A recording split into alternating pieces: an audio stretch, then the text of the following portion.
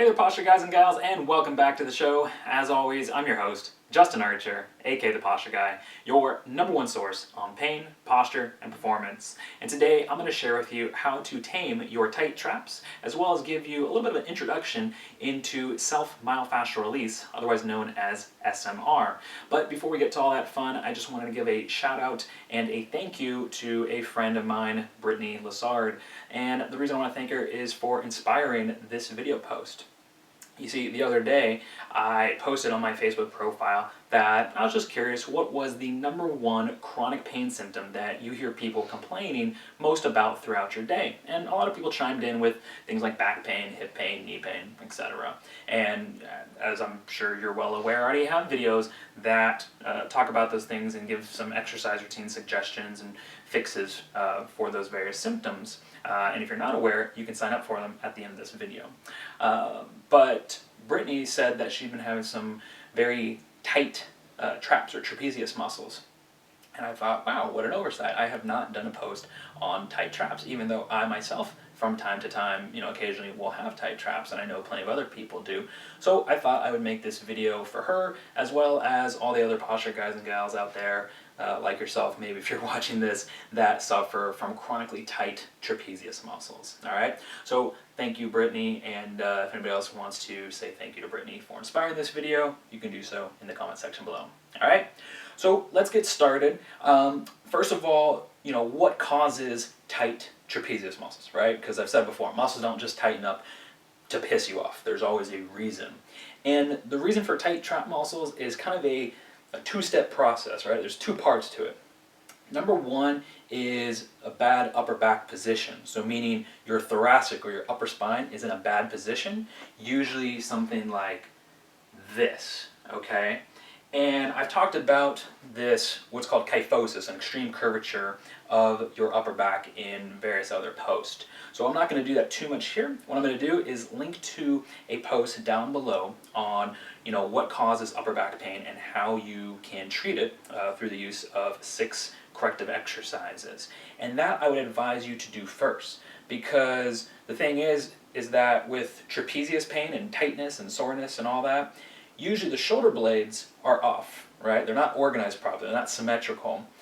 But they're usually off because, in the first place, your upper back is rounded or out of position. Maybe it's rounded, maybe it's offset, maybe there's some scoliosis. So you want to address that first, because if all you do is try to address your shoulder blade position, they may improve, but it's only going to be temporary, because until you improve this position, your shoulders are always going to be off.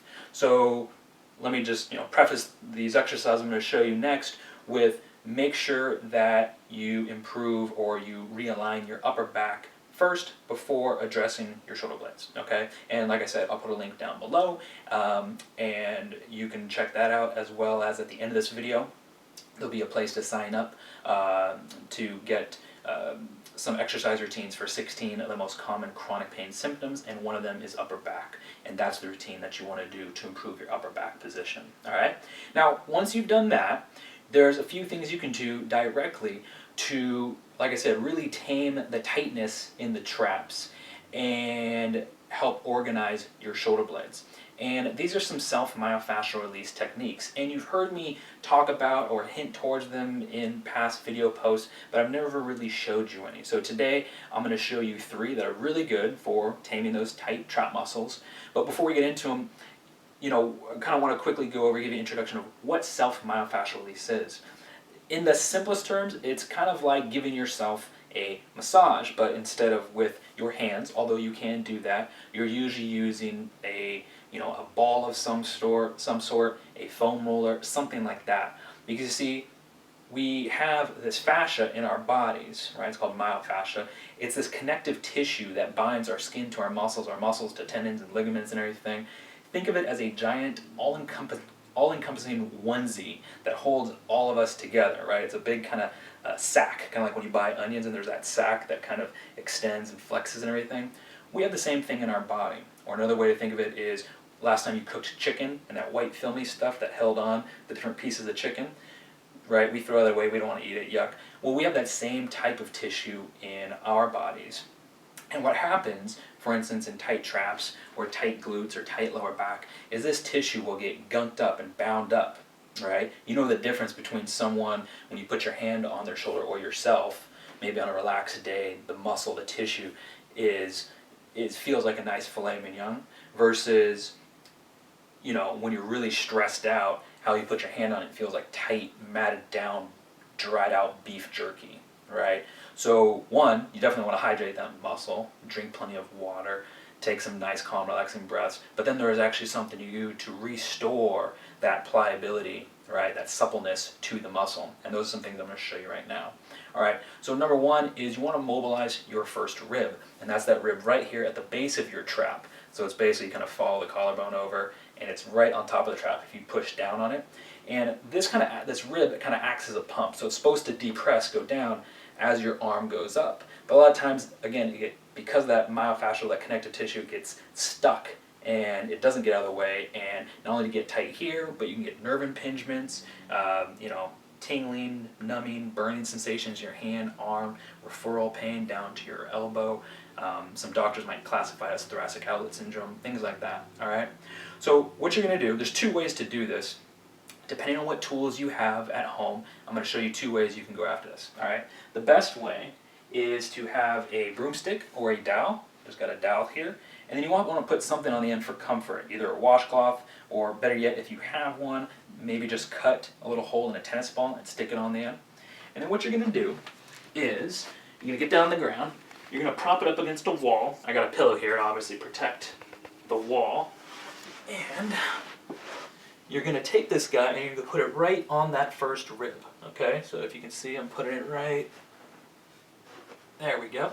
And then I'm going to back up into it, so now it's pushing down into that first rib. Now, depending on how tight you are, you may just right there go, oh my gosh. You know, like if you had somebody really strong, just grab the trap and squeeze it like giving it a tight massage. And you might even just wait here for 30 to 60 seconds and just kind of breathe into it. As you breathe, you feel the muscle push into it, the dowel or the broomstick, and it push back into you. And just that could be a release, right? The next stage then is to start mobilizing in this position. So start reaching overhead like so, and you can kind of hold this in place. A lot of times if you get in the right place, it'll just hold itself, but if you want, you can lightly hold it here with this arm. And you're just going to reach overhead and back down. You want to make sure your palm is facing up as you go overhead. And then feel free to go kind of hunting around for your sore and tight spot. So you may want to try to go from opposite hip up this way. And again, these are tender bits in here, so you know, you can push back, deciding how hard you feel you need it. Now again, there are blood vessels and nerves in here, so if you feel any tingling, numbing, burning sensations, something like that, just, you know, move it, find a better spot. You know, you don't want any of that tingling, numbing, burning sensation. That's your body telling you, hey, stop that. So you want to do that for about 1 to 2 minutes, okay? Now, if you don't have a dowel, if you can't do a setup like that, an alternative thing to do is you grab a ball, preferably Lacrosse ball. I got this at a sporting goods store for I think like $1 to $3. You can use a tennis ball, a baseball. I find Lacrosse ball to work the best. And what you're going to do is, again, you put it on that first rib right there at the base of the trapezius muscle. And then you basically lean into the wall like so, right? And you just push into it. And then what you can do, again, sometimes just the pushing right there is enough. And there's several ways that you can add some mobility work in here. So you could flex your arm out in front of you. You can extend it behind you. As you flex, you can try to turn your arm out like so. As you reach behind you, you can try to internally rotate your arm. So it'll look like this behind your back. And then you can even try to bring your elbow back, try to reach behind you, okay? So again, where maybe I'm the most tight is going to be different than where you're the most tight, but feel free to kind of hunt around in that area, in that vicinity, and see where you're the most tight. The other thing you can do is maybe just pin that arm behind you and then bring your neck, involve your neck. So simply just turn your head away and come back. Oh. And good, it's that good hurt, you know, those tight muscles releasing, it just feels good. You even kind of get a rush of blood to your head, and I don't know if you can tell just after that, I'm already feeling taller, standing up straighter, you know, the tension here is kind of already released. And that's just number one, okay? You can do both, but I would say just stick with one. I find the dowel better, but both work, all right? Now the next thing you want to do is smash your rhomboid muscles. And your rhomboid muscles go between your shoulder blades and your spine. So you're going to take the lacrosse ball, or the tennis ball, whatever you got around, and you're going to put it at the top. You know, if here's your shoulder blade and here's your spine, it's going to be right between the border of your shoulder blade and the spine. Okay, so you find the top there. There we go. And again, sometimes just laying on it is enough, but you're just going to kind of reach up, protract the shoulder, reach, and then bring it back. So you're just going to mobilize that for about 30 to 60 seconds. If you want to increase the pressure, you can just bridge your hips up, and believe you me, you'll feel that quite a bit more. And then you're going to reach overhead, just like you did with the dowel on your first rib. And you can go back and forth like so. You can go across the hip and then overhead, okay? And again, I would do that for a total of about a minute, and then simply roll the ball lower on the shoulder blade, so maybe like an inch or two lower than what it was, and just go through that same process. You know, you can do a couple reaches forward and back, then you can go overhead, then you can go from the hip overhead, and again, anytime you want to increase the pressure on the ball, just bridge your hips up, and like I said, you will definitely feel that, okay? So that takes care of the rhomboids. And then last, but certainly not least, we're going to stretch out the levator muscle. And that's a muscle here going from the shoulder blade to the base of skull. It's on the side here, okay? And this is what a lot of times when you kind of do this thing, that you're instinctively stretching. Well, I'm going to show you the most efficient way to get after it.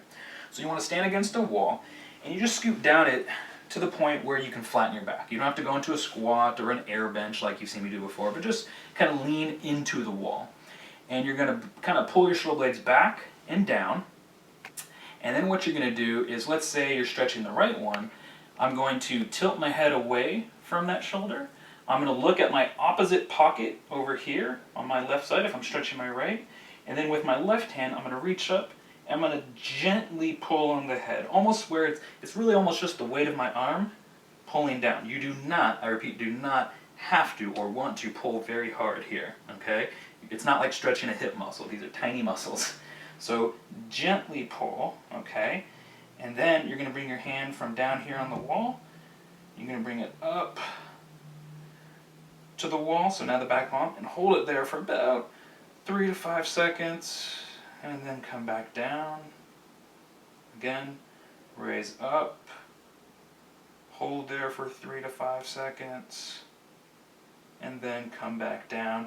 And you want to do about 10 to 15 of those per side. And again, if I didn't already mention, you want to do each of these positions equally on both sides. Unless you're tighter on one side, then you can do a few more reps or maybe 30, 60 seconds more time on that side.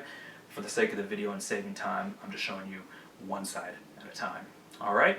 Again, make sure to address your upper back position first. Check out the upper back routine, which I'll link to below, or you can download at the end of this video. There'll be a place to put your email in, sign up, and you'll get a link to somewhere where you can download 16 exercise routines for 16 of the most common chronic pain symptoms. Download that upper back pain one, do that first, and then use the self-myofascial release techniques I just showed you here, the first rib mobilization, the rhomboid smash, and the levator active stretch that I just showed you here as a way to organize your shoulder blades. All right, and I also wanted to thank Anya, who's behind the camera today.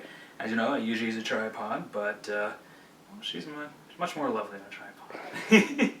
So thank you, Anya, aka Mrs. Posture Gal.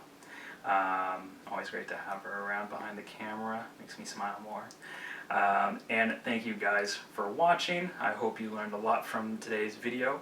And if you can think of anything else, like I asked on my Facebook profile, and Brittany responded, as well as a few other of my friends and family, I'm going to ask you guys, what in your day-to-day life, what chronic pain symptom do you hear most people complain about throughout the day.